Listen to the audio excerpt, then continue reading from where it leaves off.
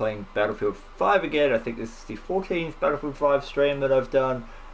We've got Devious in chat, so you may or may not hear him, depending on how shy he is. Oh, there he is. So we're going to literally jump straight into it. I've gone through and I've checked out some assignments. Now what I really want to do is gold plate my guns, because you know my clan tags 24k and it's all about gold prospecting on the other channel, so we're going to gold plate the guns, and to do that I've got to get the mastery challenges finished. So we're going to concentrate on getting the GWR mastery because I'm pretty close to getting that, and then we've got a 12 gauge proficiency and so on and so forth. So there's a few in there that we're going to try and get the gold plated guns after like a year of having this game and just obviously dicking around a lot. So we'll jump into Conquest. Oh, Damon, thanks brother. Yeah, the last video was good, eh? I was surprised by it. Like, I was really surprised by it because I filmed that video in about 45 minutes or so. Find a server. Man, everything's full. I'm not joining that one. I'll join that one. See what happens.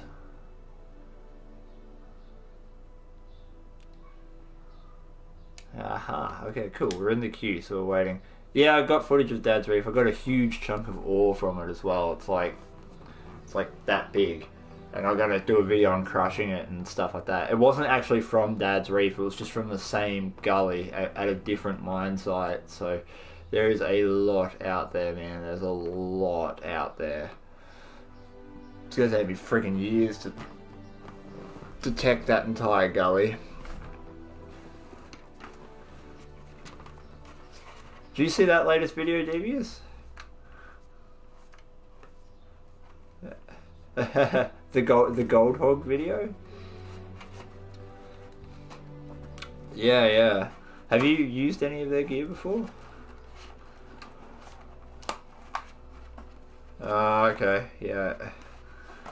Where are you in the States? Oh, okay, yeah. I know that's a place. Yeah.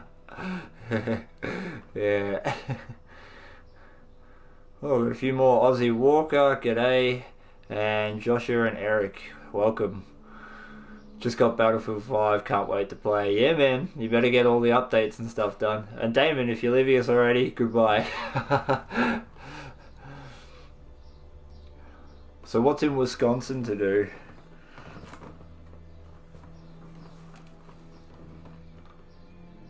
Ooh. Yeah, the Green Bay Packers is an American football team, yeah. Yeah, hello. Cool. Ah, Ori, welcome Hello. to chat. How are you, fellas? Yeah, good man. You got Devious in chat. Ah, how are you, mate? How's things been? How's your day been? Having a win? I don't know yet. I just got into a match, so yeah. You playing Battlefield? Yeah, man. Cool. Yes. Change your disco over then? Yeah, yeah, yes. And Devious, what you were saying about four-wheeling and stuff, like I used to do that all the time. I loved it. It was so much fun going out on the weekends and just smashing my car to bits. Yeah, I guess things in a two-wheel drive you shouldn't do.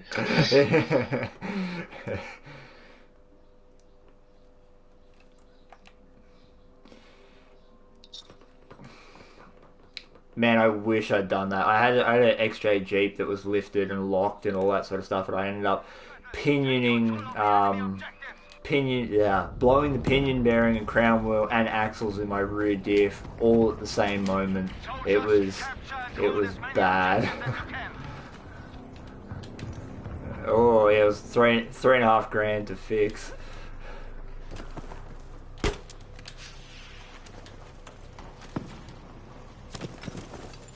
Ich werfe eine Bombe.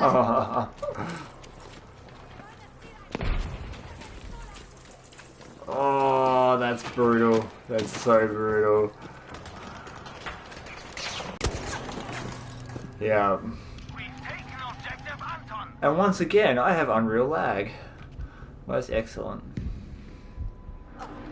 Love it. Man, I'm going out. I'm gonna go buy a freaking cable and put it in my PlayStation. I don't care how ridiculous it looks.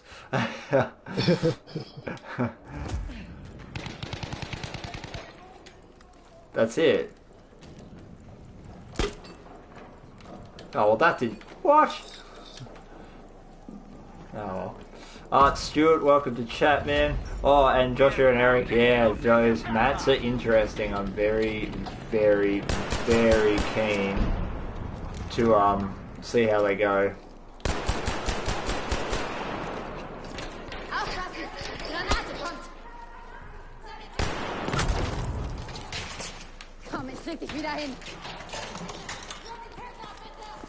Oh, why is the lag so bad? I did. I was okay. So I was super skeptical about that flow pan, right? Like super skeptical because I was like, it's got freaking holes in the side, you know? It's got. It looks weird. Yeah, right. It's got it. What the? Oh my! This is going to be ridiculous. I reckon this stream's going to drop because of the lag. Anyway, doesn't matter. Yeah. I was 99.9% sure that I was going to hate that pan, and then I used it. It was really quick,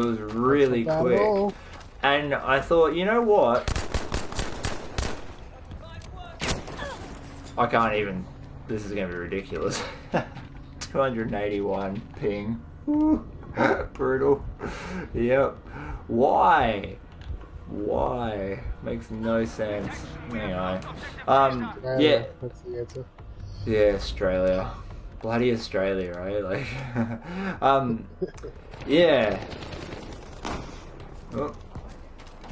Ah! What the dang hell? Yeah, so I was 100% sure I was going to hate that pan. 100% sure. I was like, there's no way I'm going to like that pan. It's going to be terrible. But then I used it and I was like, alright, this is interesting. And then I saw the gold it recovered and I was like, alright, like, hell yeah. It was recovering, like, powder, like micro dot powder. Yeah. I had the same experience with Angus McCurk's sluices. I was super skeptical and then I got to use Div's little grub stake one and my Yeah. man. Oh. The riffles and that thing, they work. Yeah. I just wish we could get them in Australia. We can't at the moment. We have to Yeah. Oh no, you can get Angus McCurk. Reed's Prospecting sells them. Oh, really? Yeah, I'm pretty sure Reed's Prospecting sells them. Yeah. I hope they have Black Friday. You better get on it. Yeah. Art Stewart, we are talking about the Gold Hog flow pan. I mean, like, it's like, I was so, I'm still skeptical because I don't know, like, I don't know the loss rates, right? I don't know them, I haven't tested that, so I've got to do that. You reckon it's more of a sort of, what's the best way to describe it? Low and slow, very shallow water, but very slow, sort of back and forth rocking rather than aggressive. With the flow pan?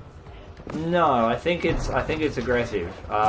Yeah, yeah.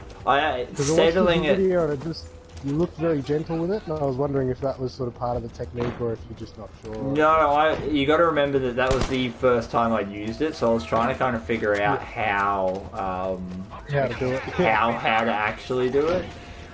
Yeah. Yeah. There's a lot of things like that. It's, yeah. You just got to figure out the method, and once you get it right, you're all good. Yeah, I mean that's just the thing, isn't it? Like you have to, you just have to keep trying and get that technique down. And that okay. The other thing I've got to talk about, because I know there's going to be half a dozen people here. Okay, bear with me. There's two parts to this, okay? So just bear with me. Joshua and Eric just brought up the first part, which is the idea for quick testing of a large area. It's not for testing. That pan is designed to move dirt. You test with a regular pan, you find your spots normally, and then you bring that pan in. And the idea is that you bring... This is a huge thing that's been happening for the last 2 years, where laws have come in across the world about not being able to sluice or dredge or high bank or do anything like that. So they're trying to get around them by creating pans that are super efficient. So you got like the banjo pan, the pyramid, and the gold claw, and the gold hog. And all of them are about moving dirt. They're not about testing, because the testing, you need to be paying really close attention to like the spec count, so you need to be paying attention to the dirt and all that, and you can't do that with those pans, not in the same way you can with a regular pan. So the idea is that you go and you find your spot, then you take this pan here and you just hammer dirt with it all day, and then you clean it out at the end. It's essentially a handheld sluice. So that's the first part, right? The second part is that high banker that was given to me. Everyone wants to know about it versus Dream Map, but there's really no point in me... This is something very difficult. This is the understanding I have in my own head of it, right? This is the understanding I have of how you should look at all sluices. So I've got videos on my channel where I found gold with a potato sack, right? And I recovered most of my gold. I did the lost checks and everything else. So I found gold with a potato sack. Now if I can find gold with a potato sack, and Paulie can find gold using a frying pan, and a drink bottle, that puts in perspective that pretty much every capture system out there will work if used correctly. So it's not about Dream Map versus Gold Hog. It's irrelevant because they both work. We know they both work. What it is about is, does that sluicing unit hold its own on its own merits? What should you be looking for when it comes to buying a mat? Like, what are the most important things, and how to test if your setup's working correctly? That plane came out of nowhere and just bombed the crap out of me. So the kick, here's the kicker, right? So if I pitched it against Dream Map made here in Australia, and I found exactly the same results. Let's just say, for the hell of it, I already know Dream Mat loses gold. It does lose gold, but that's highly dependent on surface tension and the material that you're running. And which is all stuff you should be paying attention to anyway. It's all stuff that you should be checking before you start sluicing. Am I running clay? Do I need to run this material for longer in the spray bars? You know, do I need a bigger classifier or a smaller classifier? These are questions that you need to answer before you start sluicing, and most people don't do it. So it's not necessarily about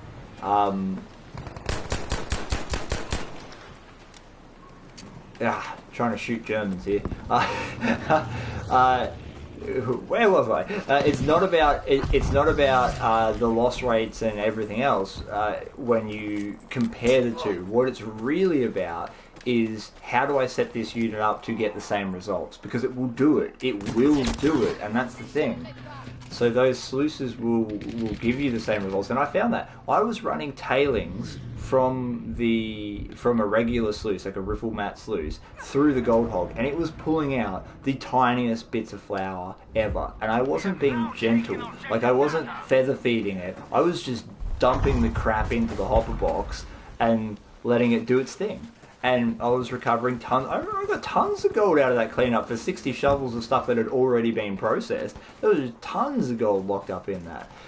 So I'm probably never going to do a comparison between the Dream Mat and the Gold Hog. What I'm going to do instead is show everyone the things that you should be looking for when it comes to setting up your sluice. And what's important, the actual important things that allow you to have a successful run, because that's way more important. At the end of the day, that matting is definitely 110% going to be just as good as the Gold Hog, because once again, if I can catch it in a Hessian sack, there's no way something that's engineered to catch gold isn't going to catch it. I guess one thing I was going to bring up with you, Chris, was like, you know, with prospecting, you've got to pay attention. I know it sounds simple. No, you do. No, you're right. So that's exactly it. Think about this, right? Think about the fact that most people. I've shown this time and again when I jump in high banking, and I show people that you've got to periodically test pan. Oh, on the run headshot. Hell yes. From miles away. Woo. Where is he? Oh, got another one. Teabagging. Teabagging. Teabagging.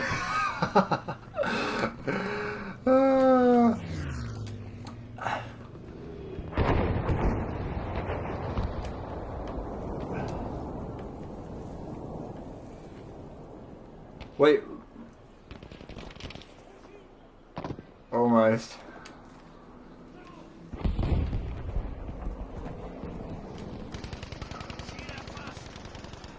Well, this is okay. So Joshua and Eric, this is what I was. Sorry, I got distracted by headshots.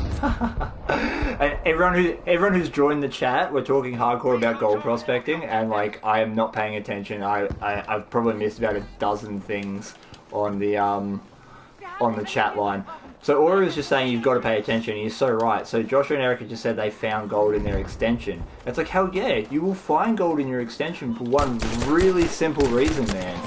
And that is that cells clog up. They clog up with clay. They clog up with heavy particles of black sand where the gold can't fight that particle size. You might have too much angle. You might not have enough angle to get the cells to work properly. There's so many little things that go into your capture rates and how you get them.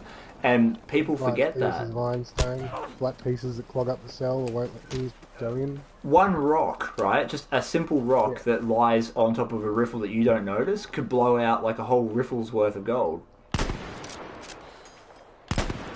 Yeah, it's like with the Angus McCurk, I had to be really careful where I was stepping. Slightly moved a bit of rock underneath that so it went off balance and blow cells out. So, or if I knocked it with my hand, that would blow it out as well. So you just got to really be attentive of what you've done and where you've been. Look before you walk is a good piece of advice. Yeah. And like Joshua and Eric were just saying, feed rate is key, right? But not necessarily. If you're set up correctly, it's actually called a thing called resonance time. If you get enough resonance time in your wash, then you can feed it as fast as you want because the gold's on the bottom. But if you don't have enough resonance time, then you're going to really, really struggle. As long as you can get everything to stratify. Yeah. Which is what resonance time is. So it's about how long the dirt stays in contact with the water. Man.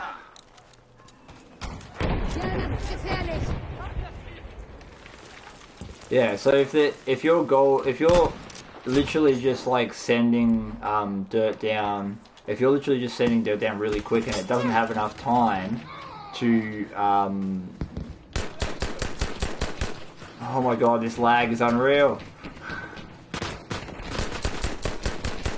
Oh, it's brutal. So bad. Yeah, so if your dirt doesn't have enough time to get wet and then doesn't have enough time to stratify before it hits the mat, you're going to blow gold out, right? So you need to have a setup that allows that dirt to spend time in resonance, in contact with the water flow before it reaches your mat. Which is all to do with your hopper box, and most people don't even think about their hopper box. They all think it happens in the mat, but the whole process starts the second that you dump that shovel into the hopper. That's where it starts, and it's actually the most important time. Simple mistakes for feeding a sluice, Chris. Dry dirt. You can run dry dirt. It just depends on your setup. Yeah. Like free mill gold or gold that's been crushed out of ore, you can run that dry because it's not actually stuck on dirt anymore. The gold particles are already liberated from the rock. so you can just dump that straight down a sluice and it doesn't make any difference.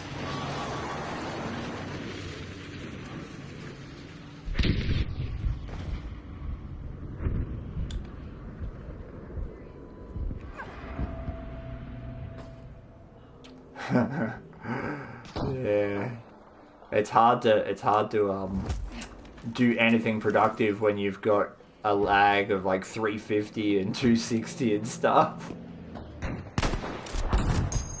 You shoot, the guys haven't been there for the last half an hour.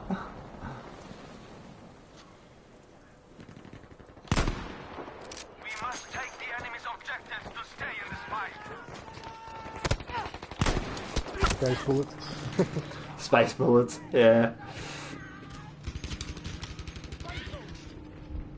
Oh, hi Energy OG, welcome to chat. I just saw your name come up, if you're still here. But yeah, so it's way more complicated than people give it credit for. And it's also really simple that like all of these things like take a couple of minutes to check. Like, you don't even need to take a level out into the bush. All you need to do is go out in the bush with your phone and download a level app, and you're good. Smartphones are amazing these days. They are.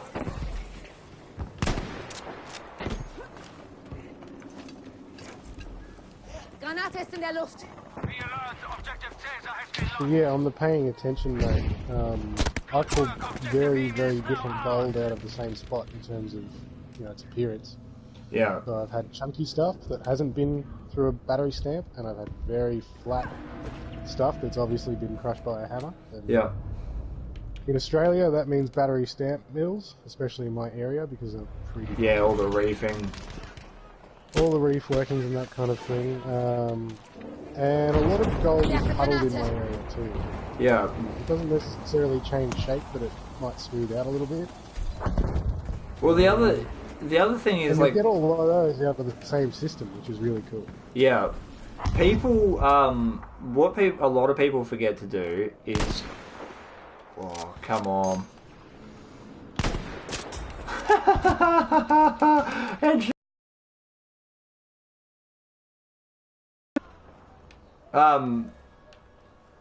hey Neil, what's going on, bro? Yeah, a lot of people forget to keep checking their spots they're working while they're working it. Like every 100 shovel, I count my shovels, right? So every 100-ish shovels, I will stop and I will take a test pan to make sure the gold is in fact still there. And so many people just don't do that. And they high bank all day. They work their ass off all day. And they come out with like a 0.25 because what they were on was a layer of gold that was only, 6 inches thick and a meter long, and then it disappeared, but they dug the hell out of it. And so when people watch my videos, they're like, how did you find so much gold? I was like, oh, I followed my gold pan, Like, you got to let that lead its way, and that's paying attention. That's how you pay attention to your spot. If you dig like I do, and you move a certain layer and then take a test pan once you hit the next layer, it's called stratigraphic excavation. It's an archaeological technique, but we apply it to prospecting. You're just basically following the layers, the sedimentary layers. Yeah. If you do that, you have a better idea of where things sit and where things stop. And that way you can make better decisions during your 6 to 8 hours you're on the creek. Yeah. Of which way to go. Yeah. A lot of people ask me, do I move upstream, do I move downstream, do I move left or right? See, that's a really interesting one. Up and downstream is irrelevant. It's so irrelevant because what you need to be doing is learning how to follow your gold pan. So your pan is the #1 gold detector that has ever been made, period. No other machine on the market will tell you where the gold is better than your gold pan. And if you learn to follow it, which is like counting your specs in your pan, seeing if they get bigger or seeing if you get more, paying real close attention to what else is in your pan, not just gold. Like you might get 10 specs and a ton of ironstone. You might be just off the pay streak because the ironstone settles out in a slightly different spot to what the gold does because it's a different weight. So it's just little things, like all those tiny little things that add up to you having either a really successful day prospecting or a really average one. Yeah. And it's, they can bring in acceptable losses here as well. Gold likes to sit in layers in certain creeks, so if you know that your gold sits on a certain layer, hunt that layer in terms of the black seeds. Like if it's bro, yeah, fine, preaching to the choir. Hey, like seriously, that whole acceptable losses thing is so important. Yeah, so if your gold in your creek, generally speaking, the majority of it is super fine, it would be in your best interest to run a system that would hunt super fine gold and not worry so much about the larger stuff. Yeah, that's the thing, the money... Stuff. Yeah, your money is in flour. It always is. Doesn't matter where you live in the world, your money is in the small bits, because you might have 6,000 or 7,000 different small bits of gold for every one bit that weighs over 0.1. Correct. And the ability to hunt those small bits of gold and capture as many of them is really important, and that goes for anywhere in the world. Anywhere in the world. It does not matter geographically where you are. The acceptable losses too, like people will see me throw stuff away, like I get 10 specs in a pan, I'm like, oh that's alright, I'll just move on, and people are like, well yeah, that could be a lot of gold, and it's like, it could be, but I know in my area there is a lot more to be had. There is so much more gold to be had than 10 specs a pan where I am. So I will not pull out the sluice for less than about 100 now, depending on size, so... And it depends on where you are as well. Down my way, 100 would be an amazing pan. Yeah, no, right? Like, but here's the thing, like, you're living in a reefing area, so your 100 specs is probably more the equivalent to maybe, like, 8 to 10 specs in your area because of the size of the gold. And that's the other part. It's all relative, like you said before. Yeah. Like, yeah, it's totally relative, because if you're in an area that only produces big gold, 10 specs a pan might be awesome, you know? And I'm, like, in my area specifically, I'm working tailings of tailings of tailings of tailings. I mean, the old timers hydro sluiced it, bucket dredged it, surface mined it. They have done everything, and I'm working their tailings. Yeah. And all the prospectors from the modern era, so... Oh, we all are, hey? But that's the thing. Yeah. And it's still producing. Lady Creek is not smashed, by any standard. It's difficult work. Yes, I'll give you that. But it's fun. You learn a hell of a lot about the area you live in. Achtung jetzt! Das ist gefährlich! Oh, freaking lag, man. I cannot hit anyone.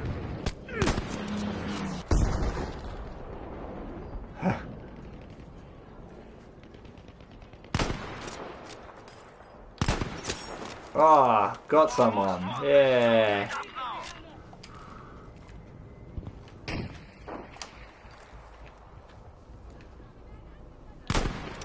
So this is why more people need to join this streaming channel, because you can't do this on Bogus Prospecting. I couldn't talk in this depth with other people and share these ideas and have like that one-on-one feedback straight away. It's one of those things. Yeah. And we're just riffing. Like, I mean, we could be wrong. We gotta test things out, but the idea comes first. Well, and that's such a really big thing, right? I can convey as much as I can possibly fit into a bogus prospecting video. Like, you know, I try and keep them to about somewhere between 10 and 25 minutes, and it just, like, you make sure that you test, or you won't